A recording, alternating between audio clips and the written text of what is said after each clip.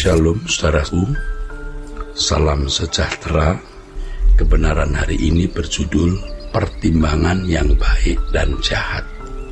Saudara, pada prinsipnya ketika manusia makan buah pengetahuan tentang yang baik dan jahat, maka manusia menempatkan diri dalam posisi sebagai manusia yang dalam tindakannya berdasarkan pertimbangan baik dan jahat, yang mana hal ini tidak dirancang oleh Allah. Dengan makan buah pengetahuan tentang yang baik dan jahat bukan berarti manusia pasti menjadi biadab seperti binatang. Tetapi dalam bertindak dan mengambil keputusan, manusia terpenjara dalam kawasan antara yang baik dan jahat. Manusia memang bisa berbuat baik, itulah sebabnya Allah memberikan hukum agar manusia difasilitasi untuk tetap eksis sampai pada kedatangan juru selamat, khususnya dalam hal ini atas umat pilihan yaitu bangsa Israel. Tetapi sebenarnya makhluk ideal yang Allah rancang bukanlah makhluk hukum, melainkan makhluk ilahi yang dalam segala sesuatu yang dilakukan bisa selalu sesuai dengan pikiran dan perasaan Allah.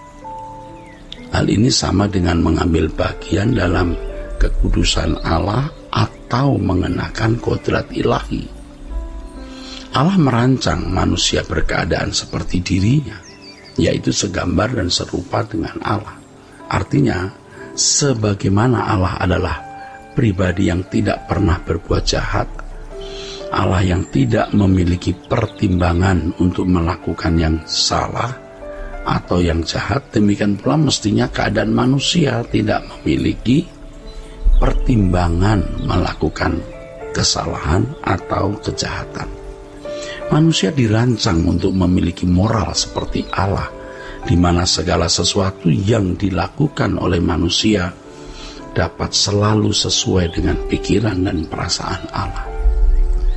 Kejatuhan manusia ke dalam dosa membuat manusia kehilangan kemuliaan Allah. Berarti manusia tidak mampu berpikir seperti Allah berpikir. Manusia tidak akan mampu bertindak seperti Allah bertindak. Manusia tidak mampu memiliki kekudusan seperti kekudusan Allah Bapa. Dengan demikian, saudaraku, manusia tidak layak menjadi anak-anak Allah. Sebab anak-anak Allah harus berkeberadaan seperti Bapa. Jadi bukan tanpa alasan kalau Allah berfirman agar kita berkeadaan kudus seperti Allah Bapa. Kemudian disambung dengan kalimat kalau kita memanggil Allah itu Bapa, maka kita harus hidup dalam ketakutan selama menumpang di dunia. Mengapa harus hidup dalam ketakutan? Ya, sebab saudaraku, kita harus memiliki standar hidup seperti kesucian Allah, harus berstandar hidup seperti kekudusan Allah.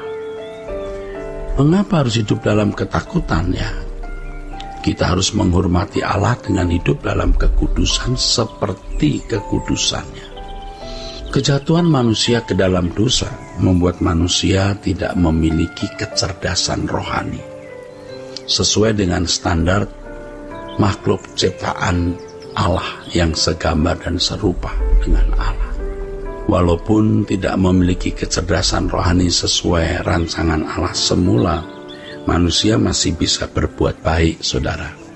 Tetapi manusia berkeadaan bisa terseret oleh setan atau iblis, sehingga dapat melakukan kejahatan setingkat iblis sendiri.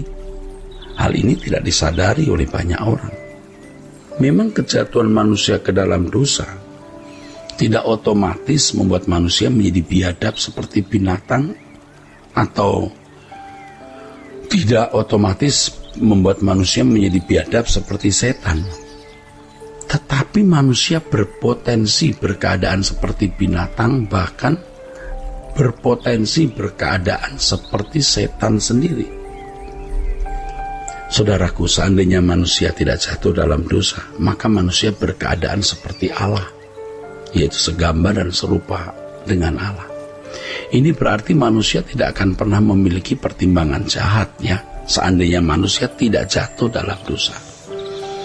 Dengan adanya yang baik dan jahat sebagai hasil memakan buah yang dilarang Allah itu, maka manusia terpenjara dalam keadaan tidak mampu mencapai keadaan segambar dan serupa dengan Allah. Sesuai rancangan Allah semula itu, manusia hanya mampu mempertimbangkan apa yang baik dan jahat. Manusia terkunci dalam level itu. Sesungguhnya inilah inti dusta dari setan atau iblis. Dengan makan buah yang dilarang itu, manusia tidak akan pernah menjadi seperti Allah. Justru manusia berpotensi berkeberadaan seperti iblis.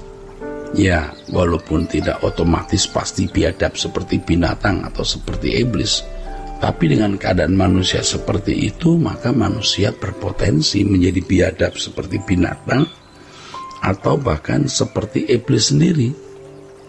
Nah, di sini dusta iblis itu. Di sini dusta setan itu.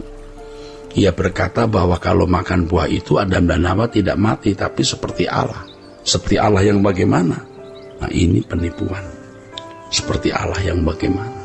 Dengan keberadaan manusia ada dalam kawasan hanya pada pertimbangan baik dan jahat, yaitu dalam mengambil keputusan dan bertindak, iblis memiliki akses untuk menarik atau menyeret manusia kepada tindakan dan perbuatan yang melawan Allah, seperti yang dirinya sendiri iblis lakukan.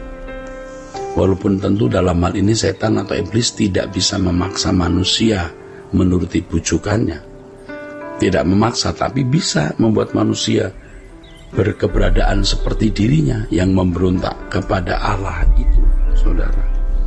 Keselamatan dalam Yesus Kristus bukan hanya membuat manusia bisa berbuat baik dan menjauhi kejahatan, tetapi manusia hendak dikembalikan ke rancangan semula Allah, di mana manusia bisa berkeberadaan, tidak bisa berbuat sesuatu yang bertentangan dengan kekudusan Allah.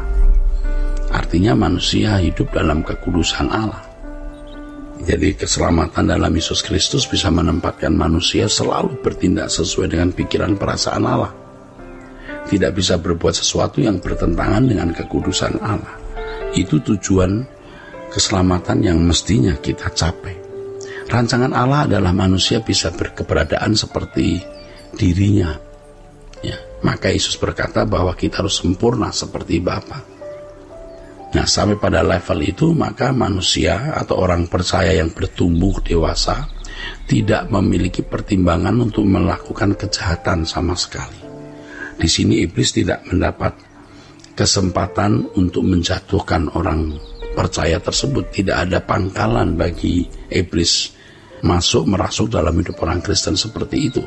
Dan orang Kristen yang sampai level ini, ia tidak akan pernah terseret oleh gairah dunia atau gairah kuasa kegelapan. Oleh sebab itu kita harus memilih menjadi seperti Allah atau seperti anak dunia. Tentu kita memilih menjadi seperti Yesus atau sempurna seperti Bapa. Inilah isi perjuangan umat pilihan. Ya, kita harus mengalami pertumbuhan untuk menjadi segambar dan serupa dengan Allah, yang modelnya adalah Yesus, dan tidak akan pernah terseret menjadi makhluk seperti setan atau iblis. Kita dipanggil bukan hanya untuk bisa menjadi baik, tetapi menjadi sempurna seperti Bapa dan serupa dengan Yesus. Disinilah seseorang baru mengenal yang disebut sebagai kecerdasan rohani. Kecerdasan rohani standar Tuhan. Kiranya kebenaran hari ini, saudara, memberkati kita sekalian. Sola Gracia.